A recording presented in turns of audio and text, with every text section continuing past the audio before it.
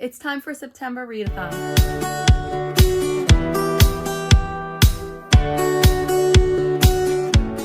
Hi friends, welcome back to Pages and Chaos, and here are the books that I'm going to read for the Series September Read-a-thon. Every year I participate in Series September, which is a read-a-thon that was created by Krista at Books and Jams and Sarah at Sarah's Nightstand, and they create a bingo board, and the goal is to get caught up on as many series as you can, or to get started on some series, or just to read the next book in the series, whatever it may be.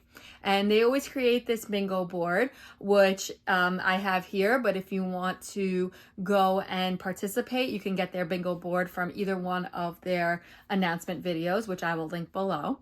And they kept it very vague this time. So as you can see, each one of the boxes on the bingo board actually is a genre, but you can also interpret this any way you want. For example, mystery could be a mystery book, or a book that you kind of picked up from a series and you really don't have any idea what it's about, or if it's a mystery that you're even gonna like it.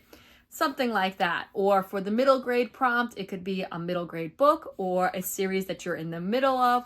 So basically they left it open for interpretation, which I absolutely love. And I have a pile of possibilities of series that I started or want to start that I'm going to see where they fall on this bingo board, and hopefully I can get as much of a full card as possible. Chances are I won't get a full card unless I double up, but I want to at least get one bingo. I'm going to share with you all of the books that I plan on reading, but I'm not going to tell you where they're going to fit on the bingo board because I don't know. I'm just going to read them and fit them in later. The first book on my pile of possibilities for Series September is The Odd Sisters. This is book 6 in the Disney Villains series, and this is going to actually follow the story of the 3 witches that have been meddling in the lives of the Beast and Maleficent and all of the Disney villains that we've seen up until now. So this is going to tell their story.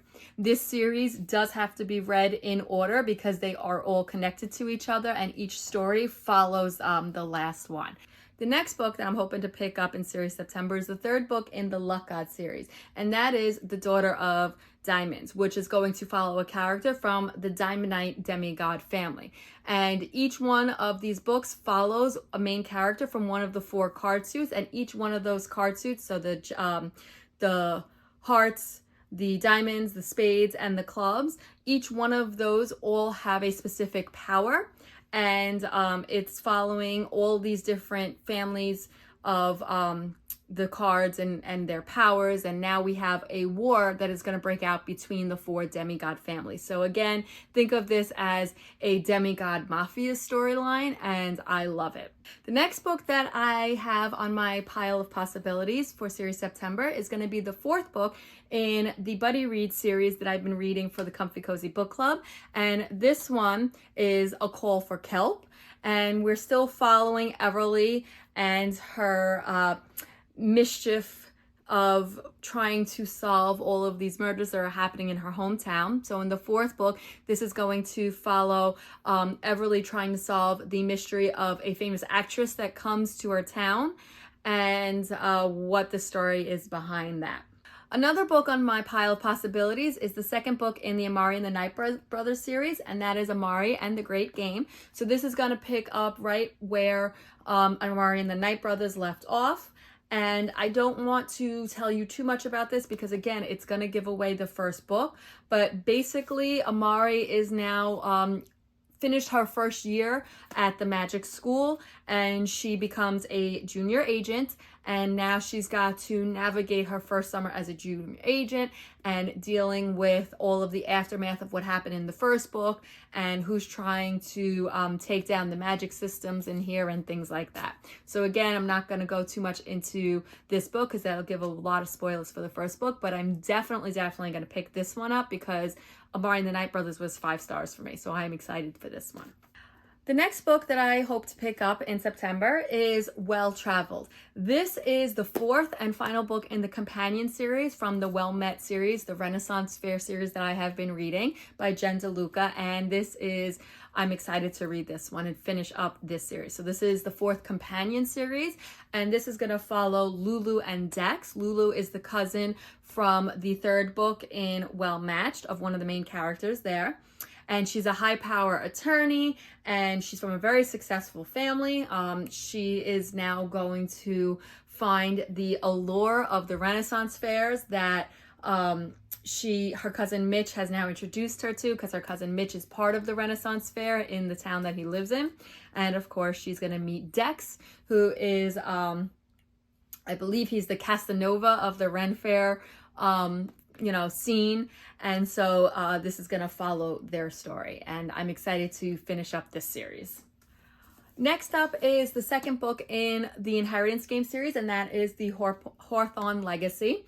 So this follows Avery, who before she was homeless, and then all of a sudden this millionaire leaves her his fortune when he dies. And so now she has to navigate how to deal with that, and also how to deal with his family, who is also just as confused as she is as to why he left her his entire fortune instead of the heirs to his family money and things like that. So this is going to continue to follow up with where the Inheritance Game left off, and she has to continue to navigate and solve this mystery as to why she is the heir to the fortune. So I'm not going to go too much into the storyline of this book, because again, it'll be spoilers for the first book. But this book I have been waiting to pick up for a while now, and I'm finally hopefully going to have the chance to do it during September. The next book that I'm going to hopefully pick up is the last book in the companion series, Part of Your World. So this is Just for the Summer by Abby Jimenez, and I'm excited for this one. I gave 5 stars to both Part of Your World and yours truly, so I'm excited to pick this up and also finish another companion series. So this follows Emma, who thinks she's cursed when it comes to finding love, and she's just not the only one that she finds out is struggling with this. She meets somebody named Justin, and they're both basically going to try to become each other's good luck charms when it comes to finding their true love. And it's just going to follow their love story, so I'm excited about that. The next book that I have on my pile of possibilities is by Rebecca Ross, and that is Ruthless Vows, the second book in the Divine Rivals series. And I love that book. I read Divine Rivals last month for Catch-Up-a-thon, so I'm excited to hopefully pick this one up.